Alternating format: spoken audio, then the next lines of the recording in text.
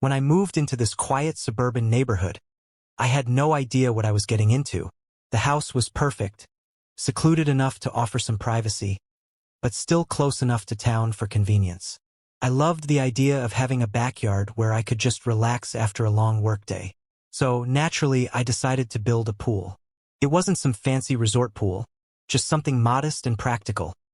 Enough for a summer swim or a weekend barbecue with friends.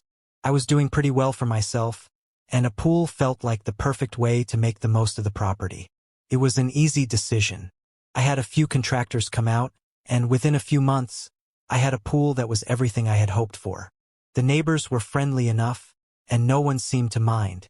For months, I enjoyed the privacy of my backyard pool, swimming alone or hosting family and friends for small gatherings. Everything was going smoothly until one afternoon when I was lounging by the pool, enjoying the warm sun, when I heard a knock on my back door. I wasn't expecting anyone, so I hesitated before walking over to answer it. When I opened the door, there was a man in a dark blue uniform standing on the porch. He had a badge on his chest and a radio attached to his belt. I figured he was some sort of security officer, but I didn't think much of it. "Can I help you?" I asked. He looked at me with an almost bored expression.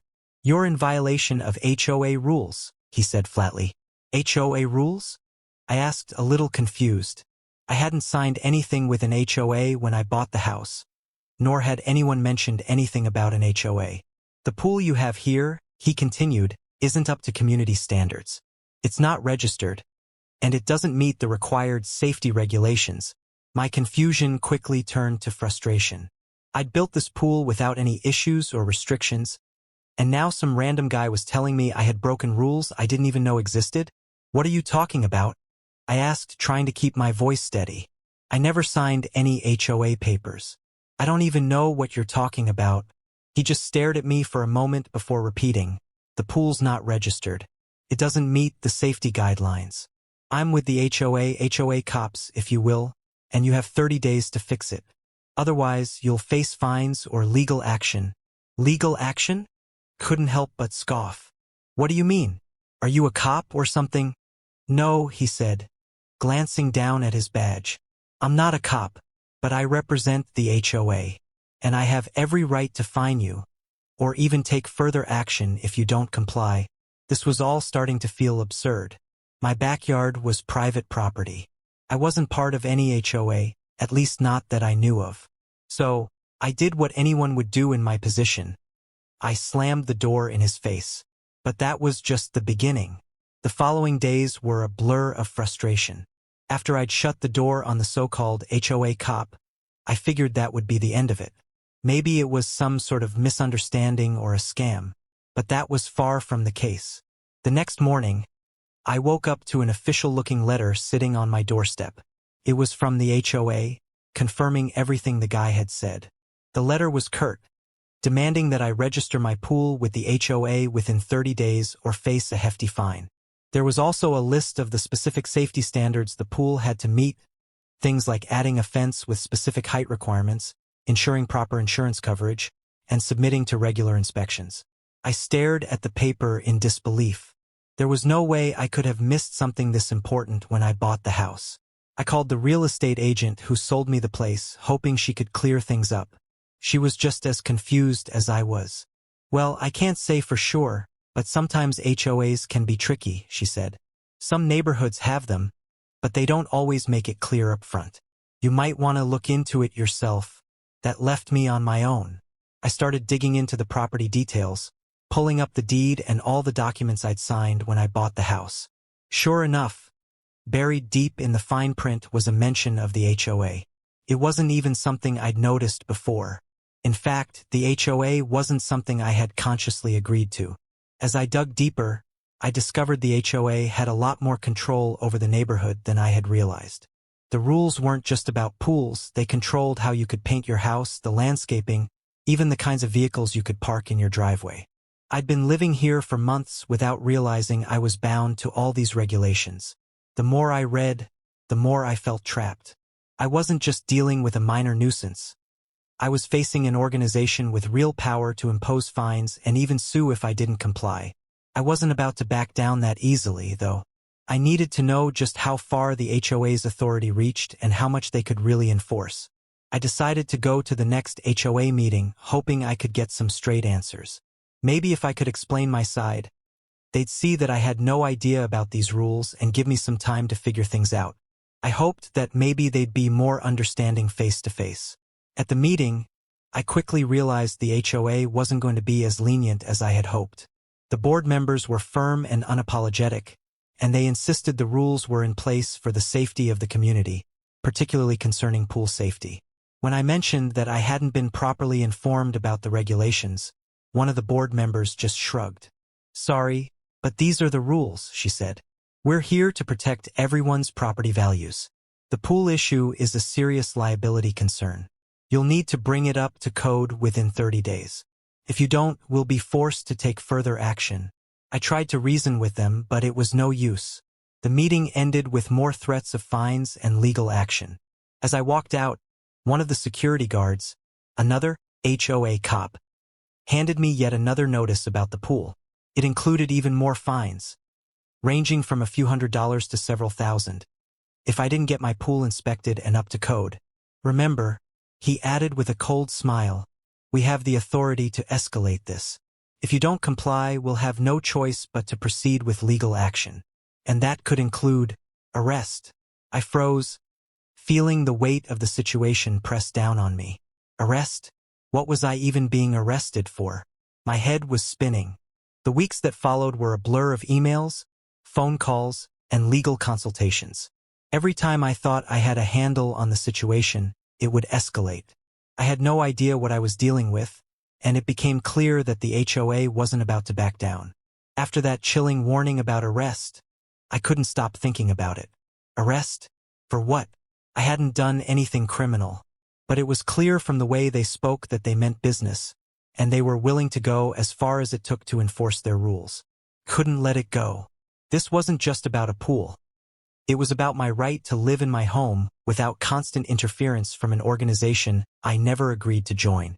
I decided to consult a lawyer, someone who knew the ins and outs of HOA laws. My lawyer explained that the HOA had a legal right to enforce these rules, especially since they were included in the deed I signed when purchasing the property. The lawyer also mentioned that most HOA rules are considered enforceable, even if you weren't directly informed about them during the sale process. However, he assured me that there might be a way to challenge the way the HOA had gone about notifying me about the pool rules. That was a small comfort, but it didn't change the fact that I was facing daily threats and intimidation. The HOA cop kept coming by my house, taking photos of my pool and leaving even more official-looking letters at my door. Each one had a slightly different warning, each one more aggressive than the last.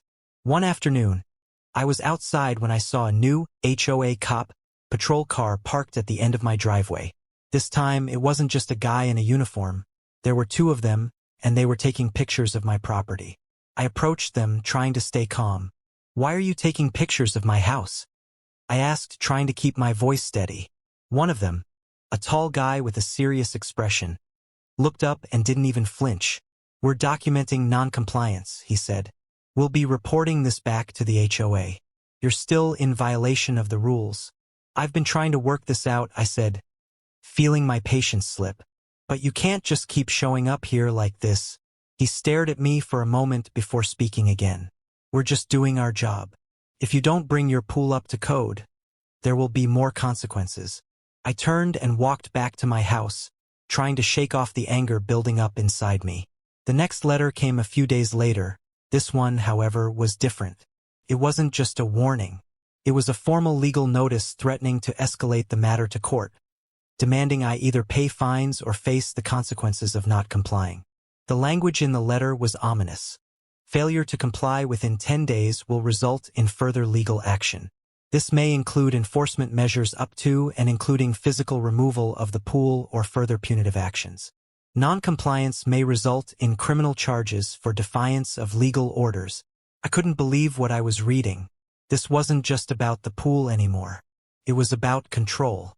It was about them flexing their power over me, a homeowner who had no idea what he was getting into. I knew the next step had to be drastic. I couldn't let them push me around any longer. It was time to take the fight to them. I walked into the next HOA meeting with my lawyer by my side.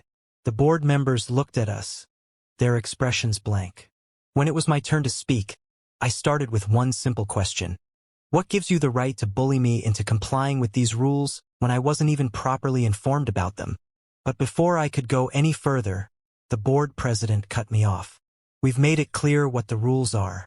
You knew what you were getting into when you moved here. Not true, I shot back, turning to my lawyer. We have proof that I was never properly notified. I've consulted with an expert in HOA law, and it's clear the HOA failed in its duties. The tension in the room was palpable. Then the board president leaned forward.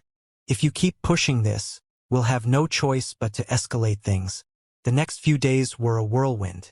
After the tense HOA meeting, things felt more intense than ever. I had officially taken on the HOA, and the battle was about to get uglier.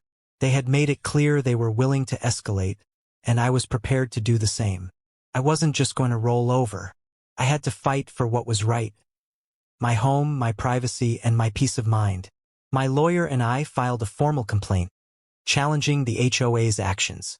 We argued that the HOA had failed to properly notify me about the pool rules, that I hadn't been given the appropriate information when I bought the house, and that their attempts to intimidate me with threats of legal action and arrest were both excessive and unlawful. The next step was court. It wasn't just about the pool anymore. It was about standing up to an organization that thought it could control every aspect of my life. The stakes were high. If I lost, I'd not only face the pool fines but also the potential of even bigger penalties, like removal of my pool or even more serious consequences. If I won, it could mean a huge victory, not just for me, but for anyone else stuck in a similar situation. The courtroom was tense. The HOA brought in their legal team, all polished and professional, ready to defend their rules. But my lawyer was sharp, and we had the facts on our side. We showed how the HOA had failed to notify me properly about the pool rules, and how they had bypassed the usual processes for informing homeowners of regulations. The judge listened carefully to both sides. When the HOA tried to argue that the rules were there for the safety of the community, my lawyer countered that while safety was important, the HOA's heavy-handed enforcement tactics went beyond reason and violated my rights as a homeowner. After what felt like an eternity, the judge finally spoke. The HOA's responsibility to inform homeowners about regulations was not properly fulfilled in this case. The judge said, looking directly at the board members, the court rules in favor of the defendant. The HOA's actions were excessive and not in line with proper legal procedures. The fines and penalties will be dismissed, and you will cover the defendant's legal fees. A wave of relief washed over me. I had won. The courtroom was silent for a moment before the HOA representatives started murmuring among themselves. The board members, who had once been so confident, now looked like they had just been slapped in the face. But I wasn't celebrating just yet. I had won the battle, but the experience had left its mark. The HOA's overreach had taught me a valuable lesson. I'd been so focused on enjoying my property that I'd ignored the fine print. From that point forward, I would be more vigilant, careful to understand the rules that govern my neighborhood, and aware of the ways organizations like the HOA could interfere with my life. The story of my fight with the HOA didn't end there. Word spread quickly through the neighborhood. Some people were impressed that I'd taken on the HOA and won, while others, who were more familiar with the HOA's power, seemed nervous. Couldn't blame them. It was hard to feel secure when an organization with the power to control your every move was lurking just around the corner. I eventually got my pool back, but the process had been long and stressful. It took a toll on my time, energy, and finances. But in the end, I'd proven that even against an institution like an HOA, sometimes standing your ground was the only way to get things back in order.